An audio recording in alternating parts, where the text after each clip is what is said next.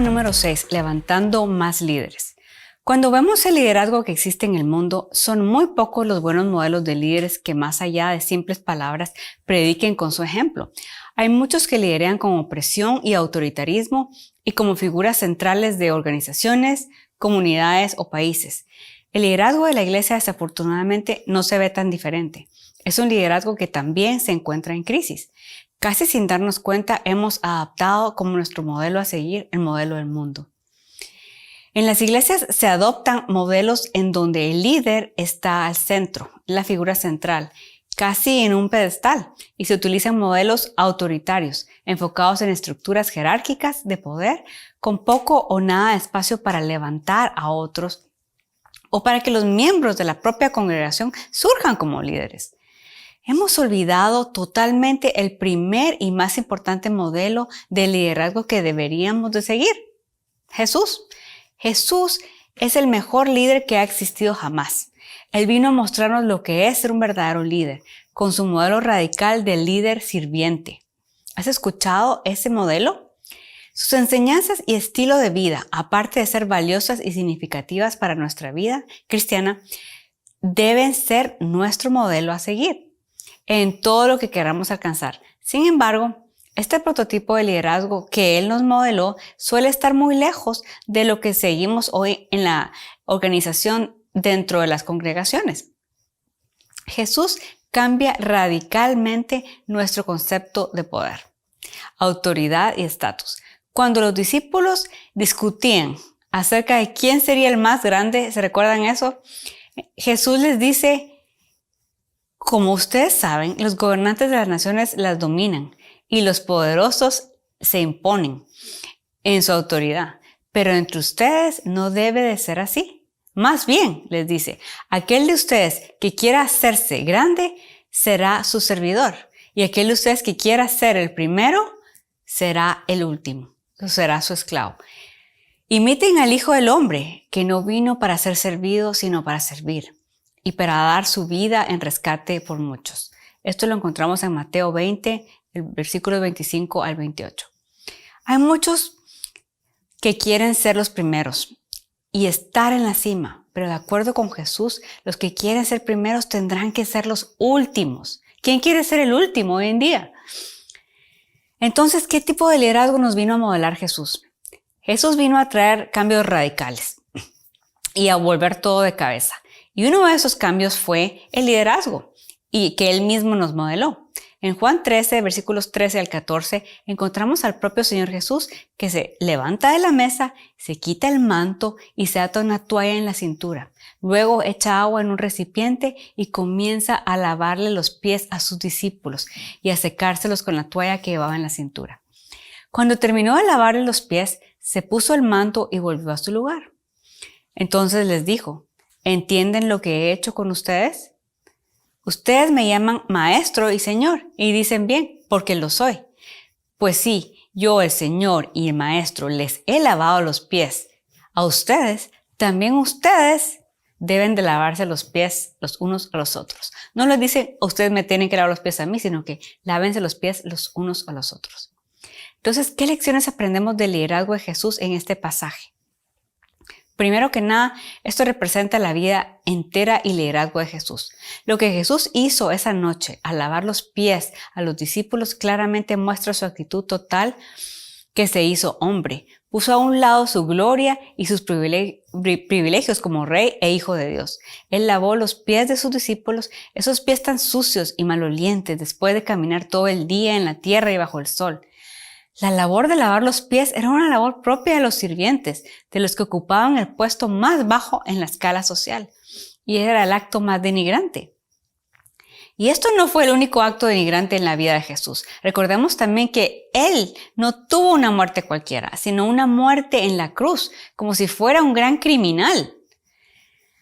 Veamos a Jesús despojándose de su túnica y a la vez de todo trazo de realeza y privilegio, poniéndose de rodillas y limpiando los pies sucios de aquellos a los que Él había llamado para que le siguieran, como un símbolo perfecto de su vida misma y de su liderazgo. Segundo, Jesús revela su perspectiva en cuanto al poder. Pedro, como muchos de los seguidores de Jesús, quería que Jesús encajara en las ideas de realeza y privilegio en donde el líder debía ser exaltado. Al lavarle los pies a sus discípulos, Jesús desmanteló el concepto de posición, poder y orden de jerarquía. Jesús vino a poner de cabeza ese orden y nos reveló que, aunque es Dios, deja su trono y se entrega al servicio. Justo antes de llegar a Jerusalén esa semana, Jesús les dijo a sus discípulos: porque el Hijo del Hombre no vino para ser servido, sino para servir y para dar su vida en rescate por muchos. Esto lo encontramos en Marcos 10:45. En esta declaración Jesús da vuelta a todo. Nos enseña que servimos a Dios al servir a otros. Después de lavarle los pies, Jesús les dijo a sus discípulos: ¿entienden lo que he hecho con ustedes? Ustedes me llaman maestro y señor y dicen bien porque lo soy. Pues sí, yo soy el Señor y maestro. Yo les he lavado a ustedes los pies, entonces ahora ustedes vayan y lávense los pies los unos a los otros. Eso lo encontramos en Juan 13:12-14. Miren qué declaración tan profunda. Jesús no les pide a cambio, como les decía, ahora lávenme los pies a mí, ¿verdad? Les dice, ahora vayan y encárguense los unos de los otros, sírvanse los unos a los otros, que se sirvan y que se laven los pies los unos a los otros. Y ahí estamos tú y yo, estamos todos. La manera de servirnos es lavarnos los pies los unos a los otros. Esto es muy profundo, porque significa que vamos a amar y a confiar en otros para empoderarlos con la información, con la autoridad y los recursos, así como también al darles responsabilidades para que lleguen a ser lo mejor que pueden ser. Esto significa que, aunque fracasen, los alentaremos nuevamente para que se vuelvan a arriesgar. Este es el tipo de liderazgo que nos modeló Jesús y nos muestra que no necesitamos ser la fuente de toda buena idea, pero que juntos descubriremos la visión, trabajando juntos, alentándonos y ayudándonos los unos con los otros. Esto incluye crear una atmósfera en la que las personas expresen y defiendan su pasión y traten a cada uno con el entendimiento sagrado de que son creados de una manera única a la imagen de nuestro Creador y no de la nuestra. Este liderazgo nos motiva a alentar a las personas para que tomen decisiones y busquen sus sueños y propósitos que Dios les ha dado y que celebremos sus logros. Y lo más importante que este liderazgo nos refleja es que debemos servir a aquellos que lideramos. Y no para que ellos nos sirvan a nosotros de regreso, sino para que ellos vayan y a su vez sirvan a otros. He aquí el meollo del asunto. El liderazgo no debe girar alrededor de nosotros, sino debe producir una dinámica que empodere y levante a otros. El líder sirviente. Ese es el tipo de liderazgo que nos modeló Jesús. Es un tipo tan raro, este tipo de liderazgo, y se conoce como el liderazgo servicial. Aquí el líder comprende que el liderazgo consiste en ayudar a los demás a alcanzar sus sueños, metas y propósitos. A primera vista no podemos entender cómo dos conceptos que son aparentemente contradictorios vayan juntos, ¿verdad? ¿Cómo puede ser que un líder que es considerado una autoridad máxima pueda ser a la vez sirviente, que no es autoridad y está hasta abajo? Siguiendo el modelo de Jesús y sus enseñanzas, vemos que sí es posible y que Él nos ha modelado ya ese liderazgo. ¿Cómo logramos entonces este tipo de liderazgo? Primero, estableciendo relaciones genuinas con las personas. Para esto no existe receta. Simplemente se trata de caminar con las personas, compartir y demostrar un interés genuino con ellas y por su bienestar. Esto se traslada en la práctica en invertir tiempo para conocerlos, ayudarlos con sus necesidades y problemas, alentarlos a perseguir sus metas y propósitos, a usar los dones y talentos. Esto crea confianza, pues uno percibe que la persona se interesa en su bienestar y se siente querido. Jesús, ¿saben qué hizo? Invirtió tiempo en las personas.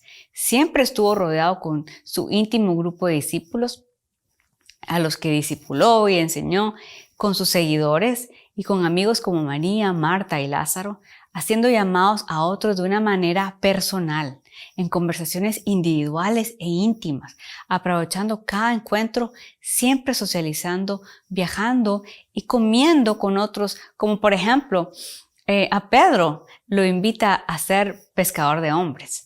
Lo llama y le dice, ven conmigo, ven a ser pescador de hombres. A la mujer samaritana con la que conversa personal e íntimamente, se preocupa por ella, le invierte tiempo en conversaciones nocturnas, respondiendo las preguntas que, por ejemplo, turbaban a Nicodemo, que era uno de los fariseos que luego se convirtió al cristianismo. Con Zaqueo, el recolector de impuestos que tenía una pésima reputación, era muy mal visto en la sociedad. Y Jesús viene y le dice, Zaqueo, quiero ir a tu casa, y se sienta con él a comer en la mesa y transforma la vida de Zaqueo. Activando la influencia y no el poder coercitivo es algo que tenemos que usar, que es lo que Jesús nos demuestra, que el liderazgo se activa por la influencia, no por la coerción. Jesús no ejercía poder jerárquico sobre los que lideraba. Todos estaban libres para seguirlo o dejarlo y rechazar su invitación. Y lo mismo ocurre hoy. Dios nos creó a todos con libertad de escoger, con libre albedrío. Y esto ha sido uno de los actos más profundos del auténtico liderazgo de nuestro Dios, la capacidad de escoger. Nosotros tenemos la capacidad de influenciar a otros, es una característica principal que distingue a los líderes de los seguidores. Los verdaderos líderes en una organización no son necesariamente los que ocupan un puesto de liderazgo en el organigrama y que están hacia arriba. Los verdaderos líderes son los que pueden influenciar tanto a los de arriba como a los de abajo en ese organigrama. Una forma en que determinamos si una persona es líder es evaluando a los demás, si los siguen porque quieren hacerlo con libre albedrío, como decía, o porque están obligados a hacerlo. Otra cosa que tenemos que hacer es buscar el potencial de los seguidores por encima del beneficio propio. Lo que distinguió el liderazgo de Jesús de otros modelos de liderazgo es la manera en la que él puso como prioridad el potencial de sus discípulos y seguidores. Jesús tenía la mentalidad del reino y por lo tanto se enfocaba en el potencial de cada uno de sus seguidores para cumplir el propósito del reino. Él no se enfocaba en su bienestar o en el bienestar de ninguna entidad u organización religiosa. Es más, Jesús no era parte de ninguna entidad o organización religiosa. Jesús no invirtió su vida en los otros para obtener una organización exitosa. Jesús invirtió su vida en las personas de manera individual para que ellos pudieran crecer y alcanzar su potencial máximo para engrandecer el reino de Dios. Durante los 3 años de su ministerio, levantó a sus discípulos que fueron transformados para alcanzar su máximo potencial.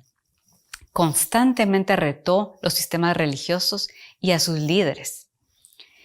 Y la mayoría de su tiempo se dedicó a enseñar y a predicar con el objetivo de transformar vidas y de reproducirse en los corazones de cada uno de los que llevarían la antorcha después de que él partiera de este mundo. Y esto continúa también hoy. Dios nos pasa esta antorcha, no para que nosotros nos la quedemos y seamos nosotros los que brillemos, sino para que agarremos esa antorcha y la pasemos a otras. Esta antorcha es la llama de las enseñanzas de Jesús. El objetivo es pasarlas a otros para que el reino siga expandiéndose y para que podamos cumplir de esa manera la gran comisión. Si has recibido la antorcha, ¿en qué manera estás alentando a los que están a tu alrededor? ¿Cómo estás levantando a otros? ¿Cómo estás usando tu influencia en tu círculo de amistades, en tu familia, con tus compañeros de trabajo o con tus mismos hermanos de Cristo?